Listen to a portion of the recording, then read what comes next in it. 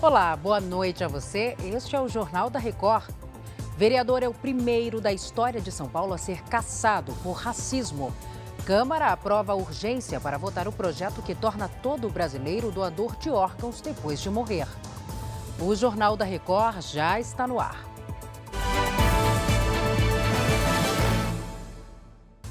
Oferecimento Consórcio Bradesco. Conquiste sua casa nova sem juros e sem entrada. A Câmara Municipal de São Paulo cassou pela primeira vez na história o mandato de um vereador por racismo. Camilo Cristófaro, do Avante, teve um áudio vazado durante uma CPI com uma frase racista. Vamos falar com a Caterina Chute sobre este assunto. Caterina, boa noite. Como foi essa votação? Oi, Salsi, muito boa noite para você e também para todos que nos acompanham. Olha, a decisão foi unânime, foram 47 votos para que ele perdesse o cargo, 5 abstenções e nenhum parlamentar foi contra. Essa é a primeira vez na história da Câmara Municipal que um vereador perde o mandato por racismo. A gente lembra que Camilo Cristófaro, do Avante, teve um áudio vazado em maio do ano passado, durante a CPI dos aplicativos, onde fez um comentário racista. Após o episódio, ele foi desfiliado do partido. Camilo Cristófaro ainda não se manifestou. Ele é o terceiro vereador da história da Câmara Municipal de São Paulo a ser cassado. Os dois últimos casos, Salsi, aconteceram há 24 anos com parlamentares envolvidos na máfia dos fiscais. Eu volto com você. Obrigada, Caterina. A mãe da menina Heloísa Silva prestou o depoimento nesta terça-feira ao Ministério Público Federal do Rio de Janeiro. A criança de 3 anos foi morta depois de ser baleada no carro dos pais durante uma abordagem da Polícia Rodoviária Federal. O Leonardo Aque traz as informações para a gente. Léo, boa noite. Boa noite, Salsi. Boa noite a todos. Olha, a Alana dos Santos, mãe da Heloísa, saiu sem condições de falar com a imprensa. Ela estava acompanhada do marido, que voltou a pedir justiça pela morte da filha. O William Silva disse ainda que, enquanto a filha passava por uma cirurgia no hospital, ele se sentiu muito intimidado pelos policiais que queriam levá-lo para prestar depoimento. A Heloísa Silva, de 3 anos, levou 2 tiros durante a abordagem dos 3 policiais rodoviários federais no dia 7 de setembro. Um dos agentes admitiu ter atirado porque ouviu barulhos que pareciam tiros. A família nega. Os policiais foram afastados e a justiça negou a prisão dos agentes, mas determinou o cumprimento de uma série de medidas cautelares, como o uso de tornozeleira eletrônica. Salsi. Obrigada, Léo. Uma operação da Marinha e da Polícia Federal apreendeu mais de 3,6 toneladas de cocaína na costa de Pernambuco. A droga estava em uma embarcação que tinha como destino o continente africano e que estava aproximadamente a 33 quilômetros do Recife. Os 5 tripulantes foram presos em flagrante por tráfico internacional de drogas. Segundo a Marinha, foi a maior apreensão de cocaína já feita no mar do Brasil. A Câmara dos Deputados aprovou a urgência do projeto que prevê que todo brasileiro será considerado doador de órgãos após a morte, a chamada doação presumida. E o Matheus Escavazini traz as informações direto de Brasília. Matheus, boa noite para você. Boa noite para você, Salsi. Segundo o projeto, a doação só não será feita se a pessoa manifestar que não tem o interesse de ser doador. Com a urgência aprovada, o projeto já pode ser votado nas próximas sessões, diretamente no plenário, de forma mais ágil, sem passar por comissões. O projeto tem o objetivo de facilitar os transplantes de órgãos no Brasil. Atualmente, mesmo com a decisão individual, a doação só acontece com autorização da família.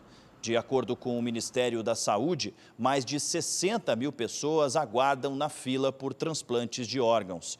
O tema da doação de órgãos ganhou destaque após o apresentador Faustão, de 73 anos, passar por um transplante de coração no mês passado. Salsi. Obrigada, Matheus. A Organização para a Cooperação e Desenvolvimento Econômico elevou a projeção para o crescimento do PIB global neste ano. Vamos olhar aqui no nosso telão. A alta passou de 2,7% para 3% em relação à estimativa divulgada há 3 meses. A OCDE também revelou que a economia brasileira deve crescer de 1,7% para 3,2% em 2023. O PIB representa a soma total de todos os bens e serviços que são produzidos. Uma decisão da fundação responsável pelas coletas de sangue em Minas Gerais divide opiniões. Baseada na Constituição, a Hemominas vetou uma campanha da cantora Ludmilla que pretendia oferecer ingressos para o show dela em troca de doações.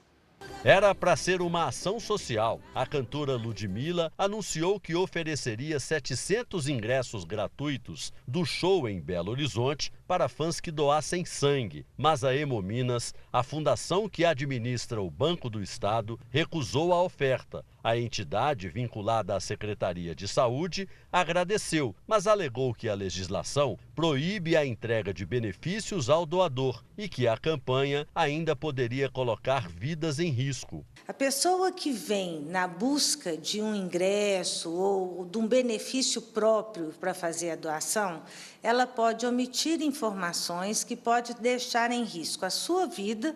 Por exemplo, um doador que tenha hipertensão arterial, que faça uso de medicamentos que sejam vasodilatadores, que possam dar hipotensão, pode, no ato da doação, ter uma hipotensão severa e até um infarto do miocárdio. Em julho, Ludmilla fez a mesma ação na cidade do Rio de Janeiro, que bateu recorde de doações. Foram 2.015 bolsas de sangue arrecadadas em 3 dias. A cantora recebeu homenagens na Câmara Municipal. Nas redes sociais, ela lamentou a decisão da Hemominas. Falta sangue nos hemocentros de todo o Brasil. E quando alguém faz algo para incentivar a doação, simplesmente freiam o movimento. Neste momento, metade do estoque de sangue de Belo Horizonte está abaixo do normal. O estado é de alerta para os tipos A e B negativos e O positivo, além de crítico para o O negativo. A Constituição da República de 88, ela proíbe expressamente qualquer tipo de comercialização do sangue. Em complemento à Constituição, veio uma lei federal de 2001, a famosa Lei do Sangue, que complementou essa disposição, proibindo a ideia da comercialização, que a ideia da doação tem que ser um ato de altruísmo, de voluntariado, e colocou expressamente que é proibida qualquer tipo de remuneração nesses casos. Nas ruas, a decisão da Hemominas divide opiniões. Isso não é uma coisa que é comércio, não? Você acha que é comércio? Não é feito todos os exames para ver se o tipo sanguíneo está contaminado ou não? Qual a diferença faz, sendo doador só por causa de um ingresso? O show está marcado para o próximo dia 30, na Arena Independência, estádio do América Mineiro. Ainda em Minas Gerais, a Justiça mandou bloquear mais de 346 milhões da siderúrgica Usiminas.